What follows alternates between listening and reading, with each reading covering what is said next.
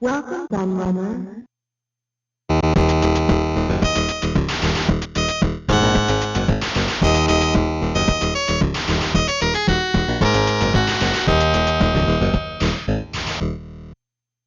Those of you who've been following my channel for years will know that I always do a Christmas video.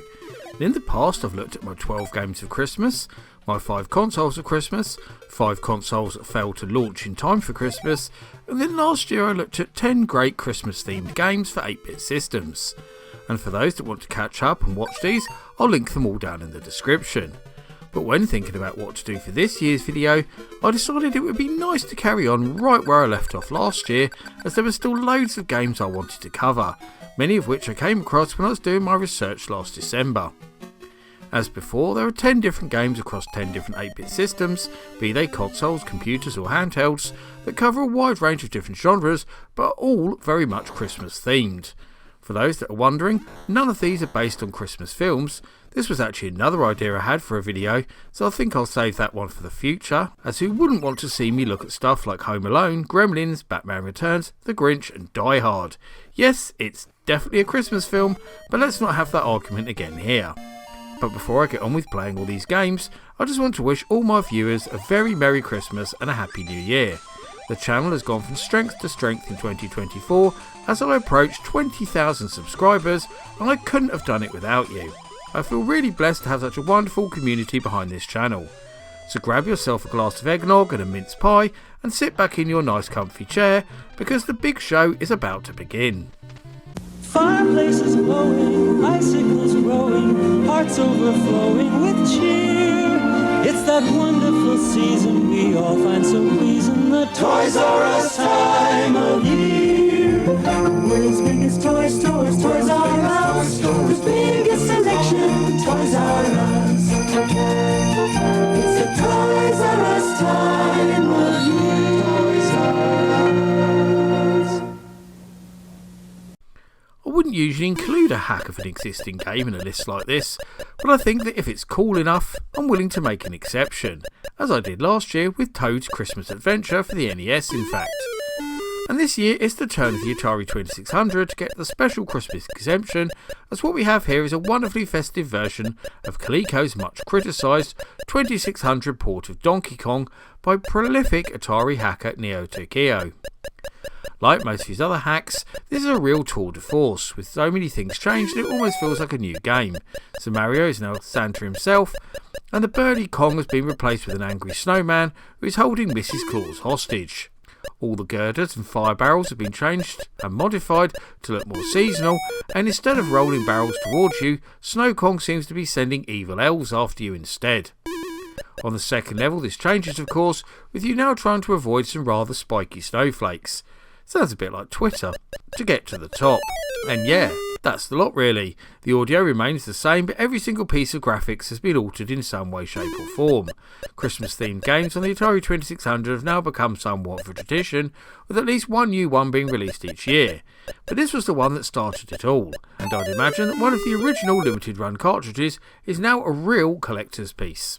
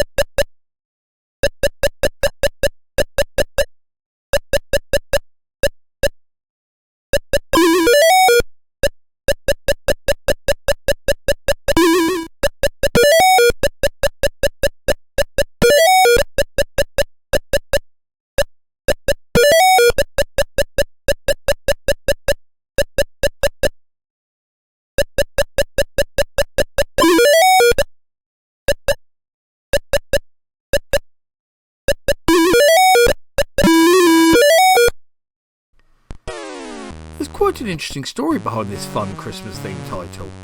You see, it was actually a bonus extra on the original disc version of Thalmus's Delta. Programmed by Dave Korn, who also did several budget games for Firebird, the game is of course a rip-off of the popular Atari arcade game Asteroids. The Basic gameplay remains pretty similar. There are a number of changes that are exclusive to Xmas and well worth mentioning. So, we have the obvious graphical changes, with the space rocks themselves swapped out for baubles, the ship replaced with a Christmas tree, and the UFOs changed into big plump puddings. Rather than just a boring old starfield in the background, there's now falling snow and a row of rooftops below you too. But rather than these baubles breaking into smaller ones like the rocks and asteroids, they are coloured instead. Red baubles split into 2 pink ones, then these split into 2 blue ones, and then those disappear when destroyed.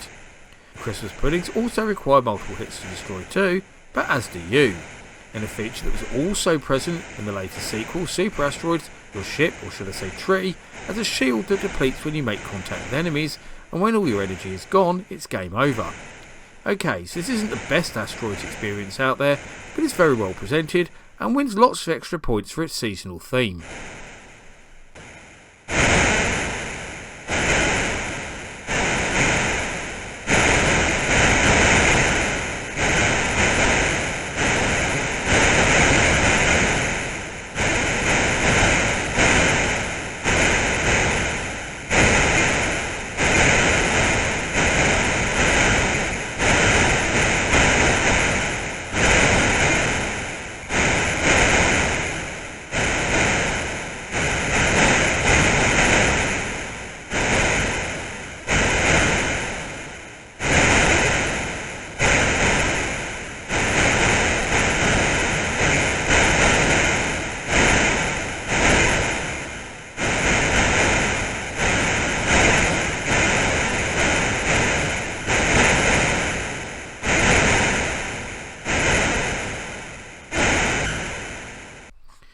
Right here we have a rather nice original offering that was released for both the BBC Micro and in a slightly adapted form for its sister machine, the Acorn Electron.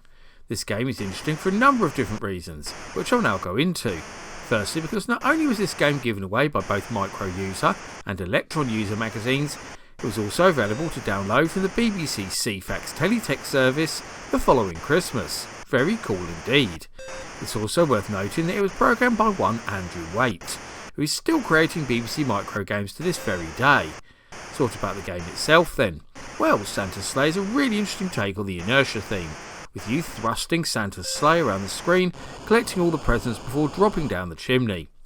You are fighting gravity all the time and must do your best not to crash into the walls, which is very easily done.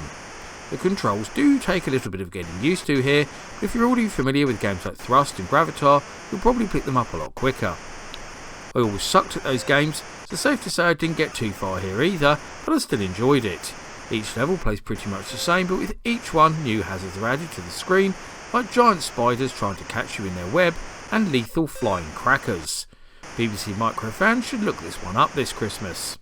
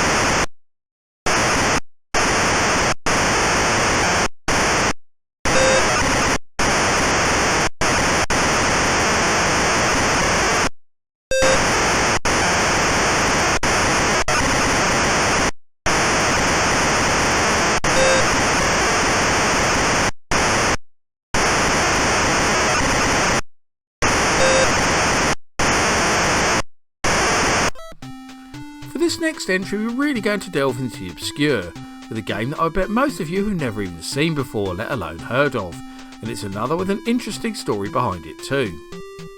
You see, this game was never actually released on a real cartridge. It could only be found on those garbage 100-in-1 Famiclones you used to see everywhere. But not a Famiclone that originates from Asia in this case.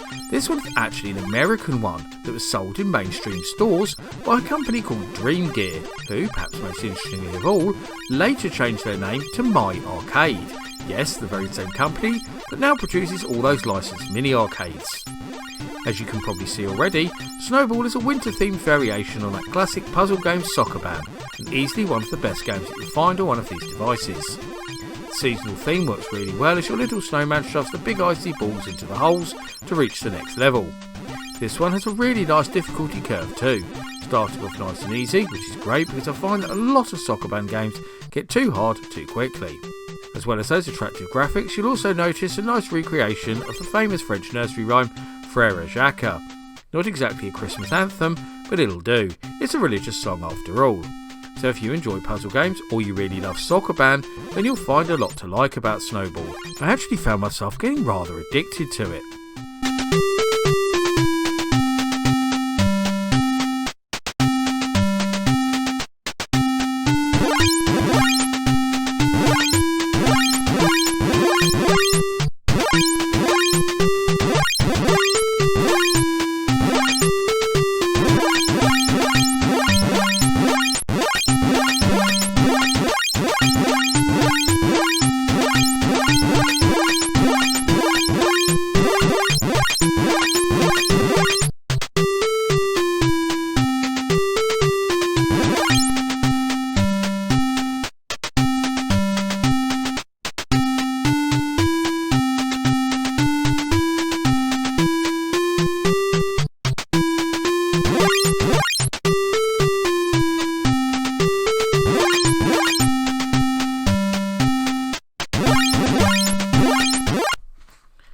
Last year I included a brilliant Christmas themed game for the MSX in my seasonal video in the form of Icicle Works, and this year I managed to find one for the much enhanced MSX2 machines. Made as a submission for the MSX Dev Contest in 2022 by Brazilian coder Andre Baptista, this game was actually created to help him learn how to code for the MSX2 and its advanced graphics chip, so it's quite simple in nature but still pretty fun to play. A classic Twitch game that seems to take its inspiration from Activision's classic Kaboom, you control Santa as he tries to catch all the presents that are flying off the conveyor belts in his workshop that have gone haywire. There are 4 of these conveyor belts in total, 2 on each side, with the presents appearing at random. You simply run back and forth across the screen catching them before they hit the floor or jumping to grab them in mid-air. The moment you miss one, it's game over, so you're simply trying to get the highest score possible here. The controls are fast and responsive, making the game easy to play, and the graphics here are fabulous. He did a really great job of capturing the seasonal theme, as you see snow falling outside the window and lights blinking on the Christmas trees. So if you want a fun little game to play on your MSX2 this Christmas, then go download Xmas and give it a try.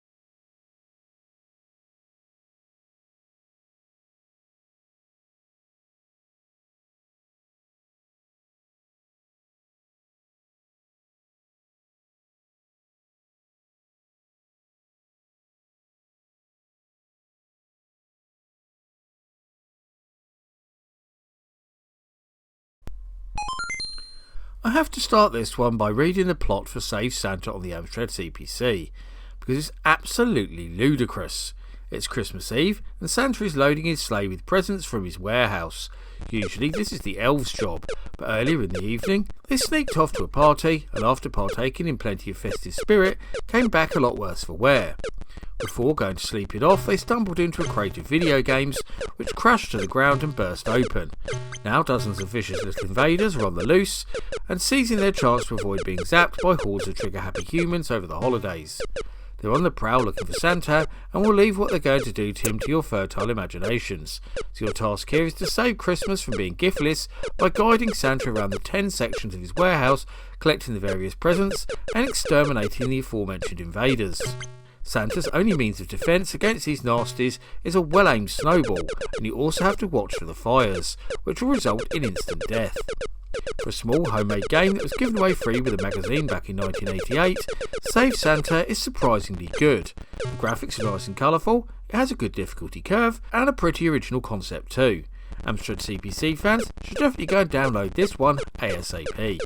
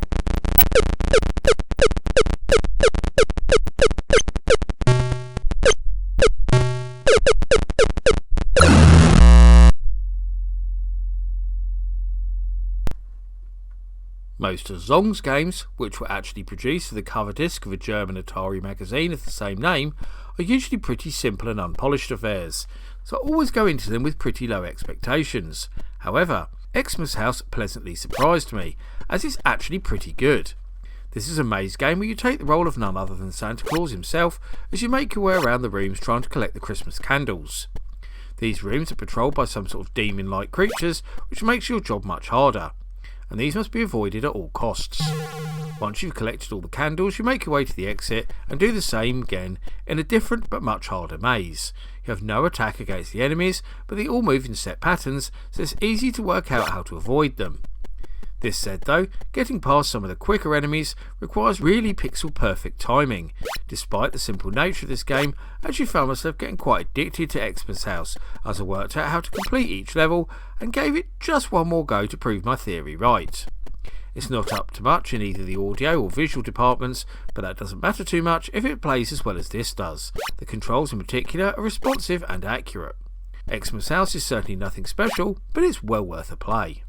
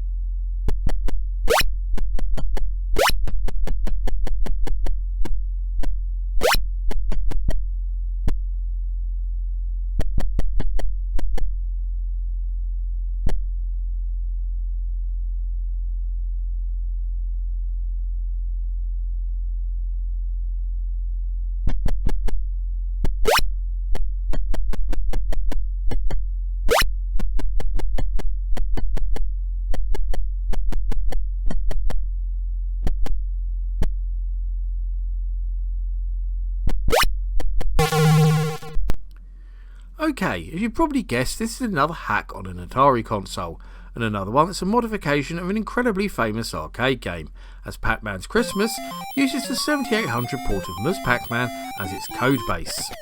This one actually dates back to 2017 when a fellow by the name of Michael Ferrell produced the first version of the game. But just a year later, prolific Atari 7800 hacker Baby Blur made a multitude of improvements to make it a bit less like just another hack, and also to make it a bit more Christmassy too.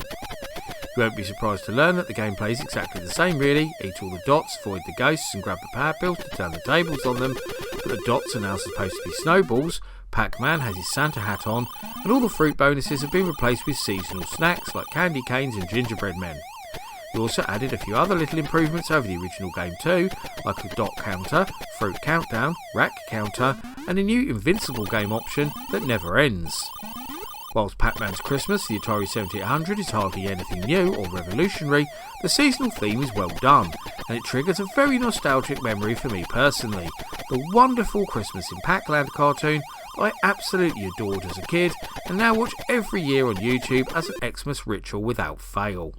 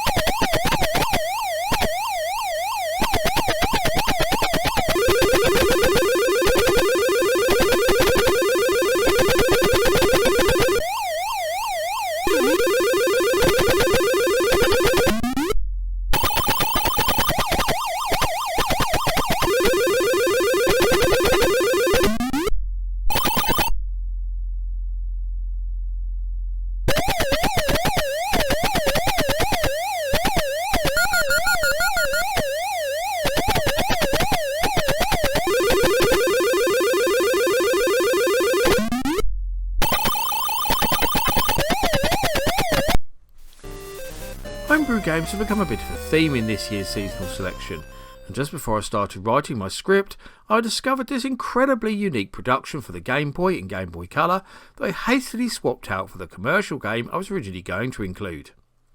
Produced for the GB Studio Jam coding competition in 2020, Rising Pines isn't actually finished, but there's still plenty of gameplay here. We can only hope that the author does eventually come back to it, because it very much deserves to be a full-blown release. You play as a character called Conifer, battling his way through a Metroidvania-style world to retrieve the sacred relics of his fellow tree folk, defeating the evil Fat Cat overlords along the way. As you find these relics, they are like power-ups to improve your abilities, and there are end-of-level bosses to defeat, as well as regular enemies too. This version has just 2 playable levels sadly, but you can still see some of the other stages that were being implemented after. There are also a couple of little secrets you can find in this demo too. These were planned to be a big part of the finished game. You can go and download the ROM file to play on real hardware, or try it out from a browser on the author's website, which I'll link down in the description for you. Let's all hope that I can play an updated version of Rising Pines in a future Christmas video.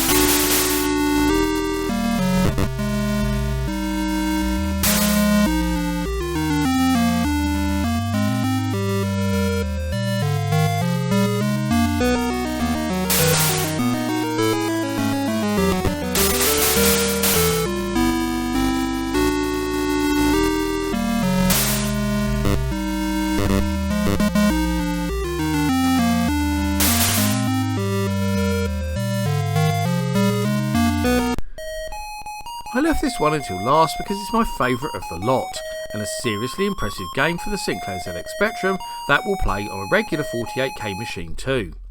Santa's Christmas Caper was also released for the Amstrad CPC and Commodore 64 too, but those versions are actually a bit different and didn't impress me as much. The main reason for that is the visuals, because as some of you will probably know, the ZX Spectrum struggles to do properly colourful graphics because of its awful attribute clash that means it can't display more than 2 colours in one 8x8 character block.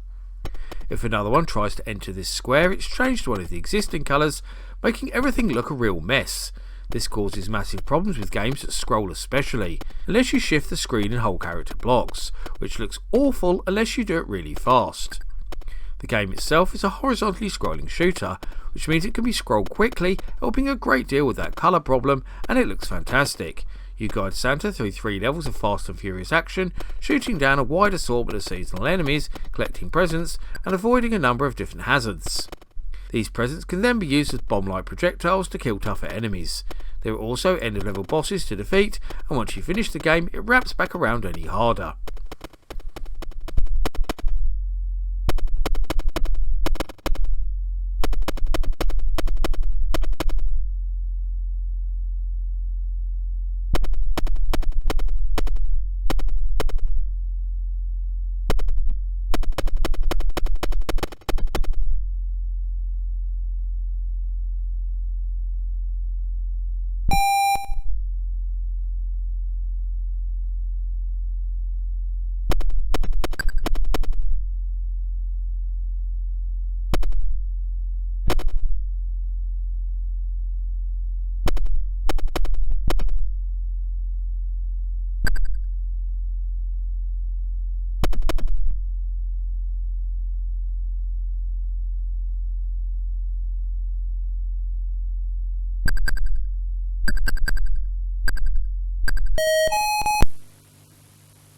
Christmas wonderland at Woolworths. So many things to choose from, come and see.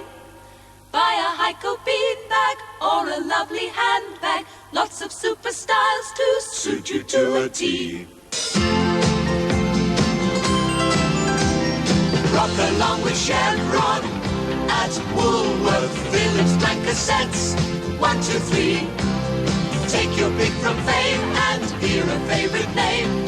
Buy 2 tapes from Memorex, get 1 free.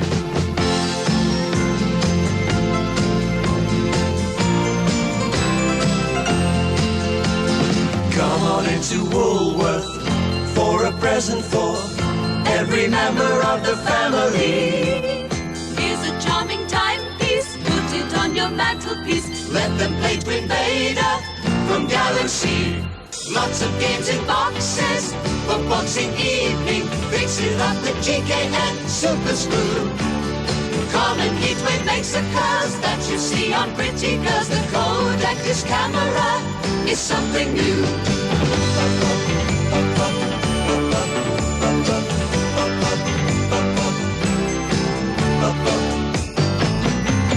Christmas wonderland at Woolworth. Forests full of lovely Christmas trees.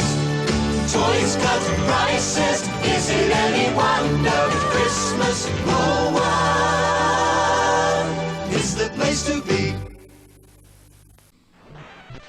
And that rounds up my look at 10 more great Christmas themed games for 8-bit systems to play during the festive period. Have you played any of these before, or do you have any personal favourites that you want to recommend to us all?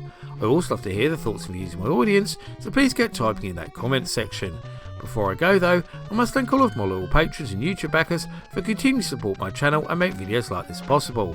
However, I must give special thanks to the following people in particular for their much appreciated pledges: Paul Daniel, Mins, Dos Gamerman, Luke MC, Carl Olsen, Seth Robinson, Frosty, Mark Strickland, Glimmertorn, Trogdor the Burninator, Daniel Skronsky, Ben P. Stein, Tebby Kitsune, David Maddox, Uriza Bleeding, Joe Casara, Classic Gamer 74, Bernard Santu, Peter Grantham, Noah Mann, Josh Hartman, Martin Wiggins, Richard Baker, and Electron Star Collapse. If you also want to help support all my creative endeavours, including this YouTube channel, then please go and check out my Patreon right now. You can get access to host extra content including downloads, exclusive videos, creative insights and much more besides. I've been the Laird, I thank you for watching, and I'll see you all again for another video very soon.